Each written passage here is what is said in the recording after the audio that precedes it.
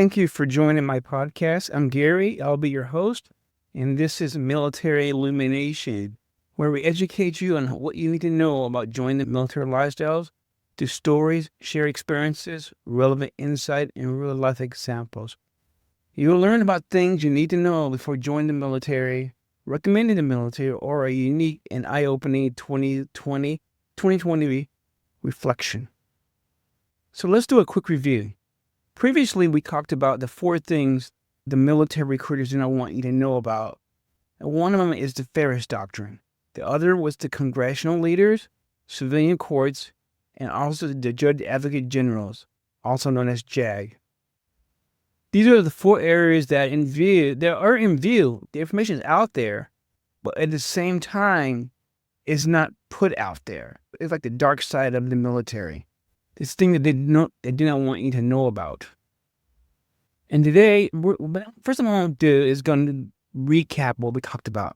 And when we recap about the Ferris Doctrine, the Ferris Doctrine is in its raw form, prevents a military person from bringing suit against the federal government or a military agency. Whether there's negligence, wrongdoing, or a house suit, they're injured somehow. And the best way to look at it as if you were a civilian and you were injured, mistreated, your rights was violated, you would have a recourse. You can take him to court. You can take your employer to court, right? Not the case in the military, right? The Ferris Doctrine prevents that. It prevents you, a person in the military, their families, from seeking justice, basically. And that's basically what you need to know about the Ferris Doctrine. It's something that doesn't come up at all unless you're in trouble, unless your rights have been violated, unless there's a problem. That's when it pops up.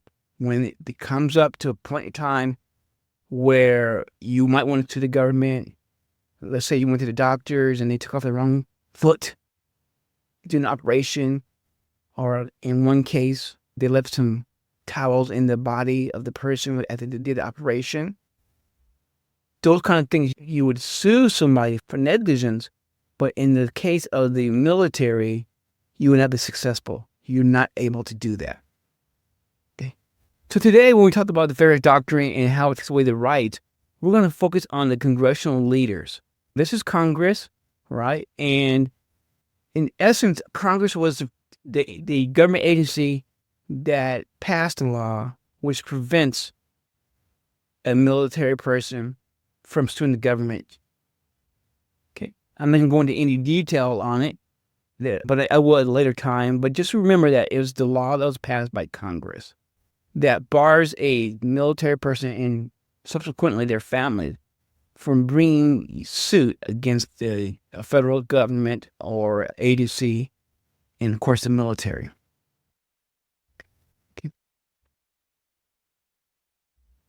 There's a myth that's surrounding, I will say, if you're in the military, or there's a myth out there that if there's a problem in the military, you can get a congressperson and they're going to help you out. They're going to bail you out. They're going to get help, support you. That's a myth because that's not the case. That's just simply not the case. The thing that you want to understand about the Congress is that since the Congress was the one who enacted the law, they're not going to turn around and undo what they just did. So they're not your friend. They don't support you, person. Now, one thing you also want to understand about the Congress is that when you go to the Congress, your congressperson, let's say a person writes they're a congressperson, the representative, seeking help, or maybe it's a family member who's trying to get help for their service member. What you're actually doing is basically you're writing to an entry-level person who's going to read the mail and take according action. They may pass it on to the liaison. They will probably give you some information about what to do next. I know for sure they'll give you a form to fill out, which basically you sign, give them the rights to get the information and the rights to share it. But in essence, how can I put this? The congressperson will never see your letter or your complaint for 2 basic reasons. If it's a U.S. senator, their office is in Washington, D.C. Okay.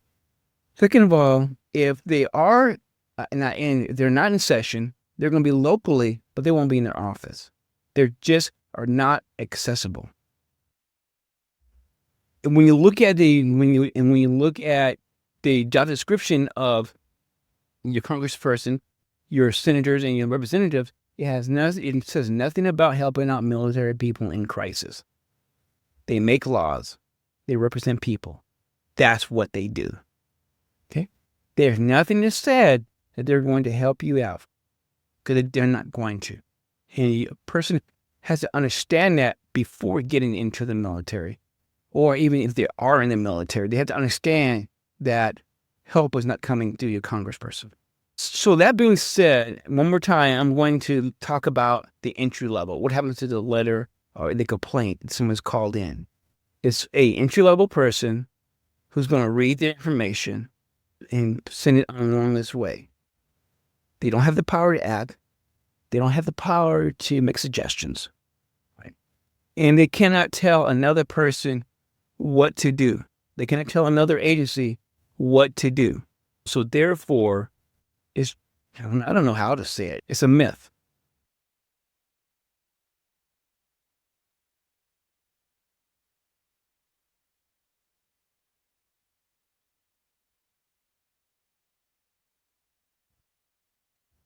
Okay.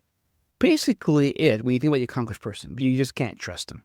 If you send them some information, what's going to happen is that they are going to get you to sign an agreement which allows them to represent you, to grab the information and share it with the military, who eventually going to share it with your command, the same agency that is doing the harm to you, to the person. I kept saying you, because I'm actually just talking, seem like I'm just talking to the person who's thinking about the military, or who knows someone who is thinking about the military. So I'm going to say you a lot, but it's universal.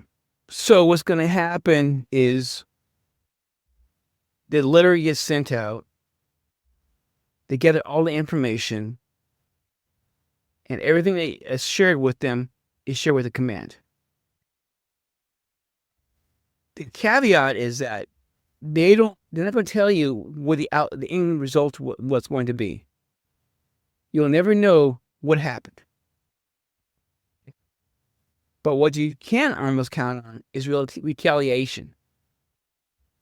Worse off than before. I'm not going to get into that.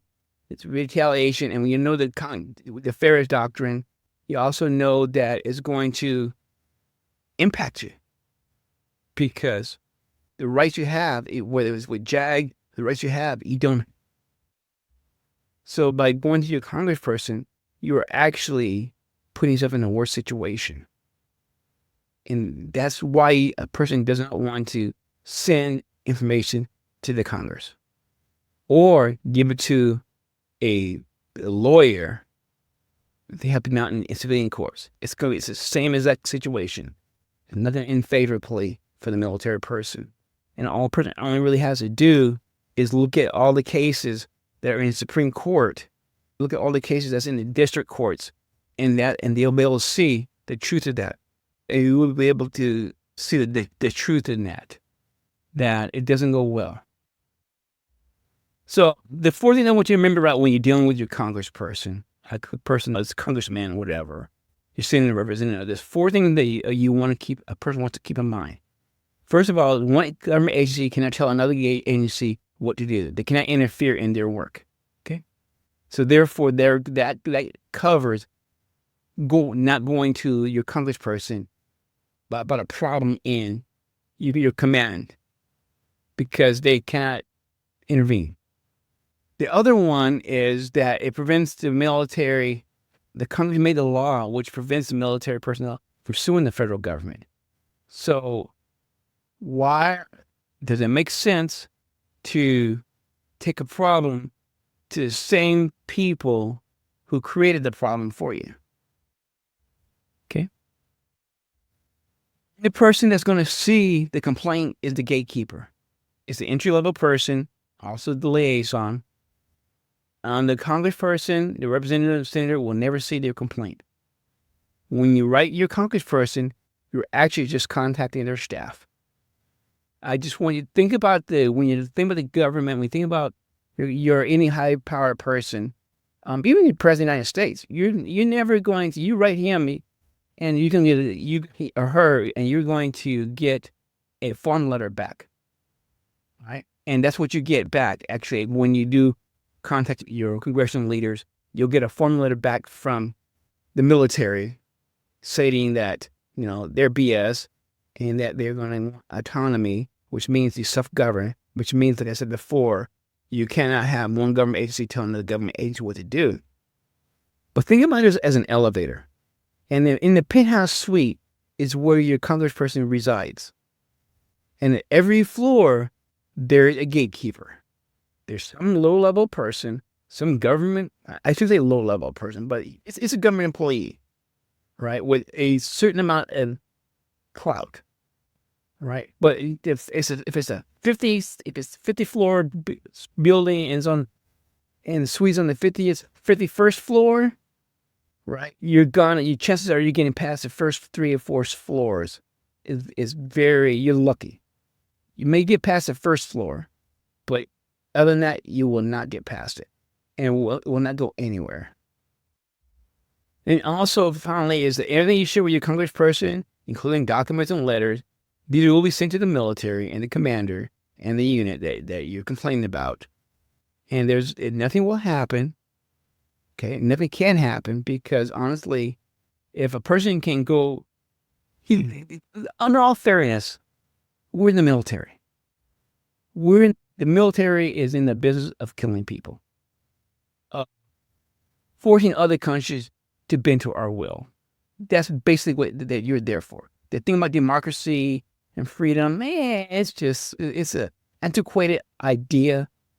Don't drink the Kool-Aid, right? That's what we do. We just go around and just muscle people around in different countries. That being said, it doesn't make sense that a lowly private can bring a suit against a general or colonel or his company commander. It's not feasible, and I hope it never happens. But you understand this: when you go into that world of the congressperson and you want to go through a congressional investigation, nothing's going to happen. But there is a 99.99% probability that the person will be retaliated against. And also, when we talk about when I'm talking about the military, the congressperson leadership is also true for every agency. You take this model and you can put into every agency in the government, whether it's the Congress, whether it's the courts, whether it's civil rights agencies, whatever it is, even the IG. What if you write to your IG in the military, it's going to be the same thing. That's the pattern. There's no way to turn. And that's it. As you're looking at the whole thing, is that you're isolated. A person goes in the military, they're isolated. The rights and the rights that they have had as a civilian no longer exist, but yet, you're isolated. I don't know if that appeals to a person, right? But if you can go to your congressperson, just things like filling forms, directions, and basically who to talk to about getting something happen, about maybe getting 2-ply toilet paper in the military, recommendations from military academy, or outside these areas. Please take my advice. Do not trust the government. Do not trust the government agencies, especially Congress. After all, they'll be the ones who send you off to war. Don't trust them with your life. Don't trust them with your future. And don't believe everything they say. Now, the congressional myth is you can write your congressman and you can get an investigation going on to help you out. That's the myth. The truth is no one's coming to help you. All the patriotism that you hear, all the things that's about camaraderie, all that stuff in the recruiting ads, right? And thank you for your service, right? I call that BS, because if you really want to think for service, you wouldn't have the Ferris Doctrine. You would hold the military more accountable. Now, I'm not gonna go on I'm not gonna keep going on here, but I would say it's better to have a conscription or a draft than to have an all volunteer military. Because when you have an all volunteer military, you have to hide the dirt. That dirt is what's gonna hurt you. Okay? It's better just to have conscription, the draft, and have all in the open than try to hide it in all volunteer.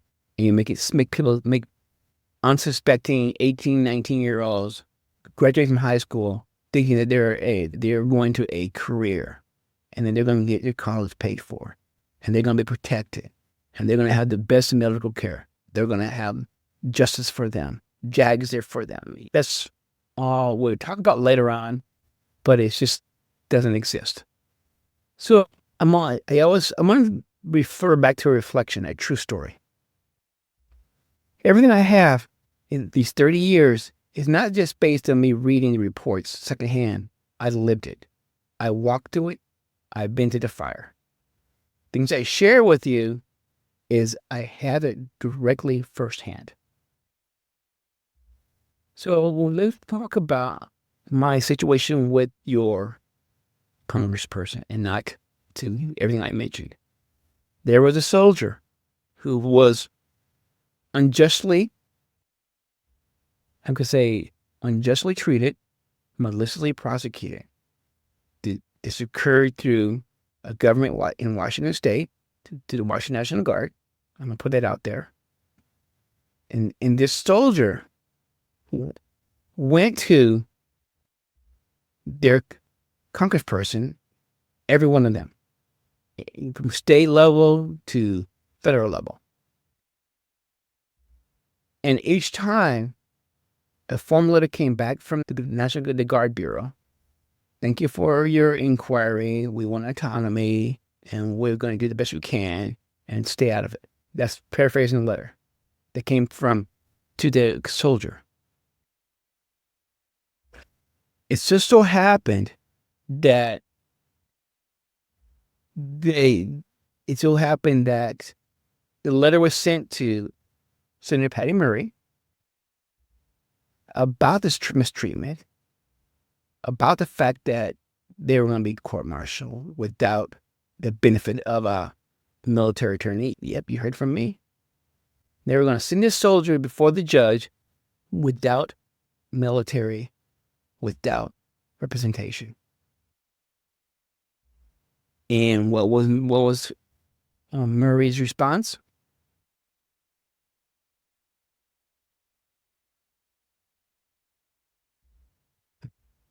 That was the response. The soldier didn't have to stand before the military judge without military representation. The congressperson knew it. The congressperson did not. Patty Murray's office did not do anything about it.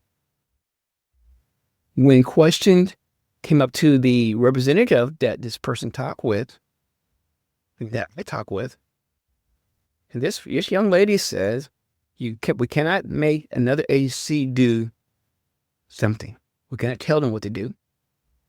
And when I asked her if she read, if the report was read that was sent, outlining the situation, the person said no. The person said they didn't have time.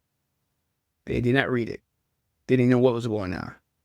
And this goes to let you know that when you're dealing with the entry-level person, you're dealing with the low levels. They don't have a whole lot. Maybe they're just getting started. And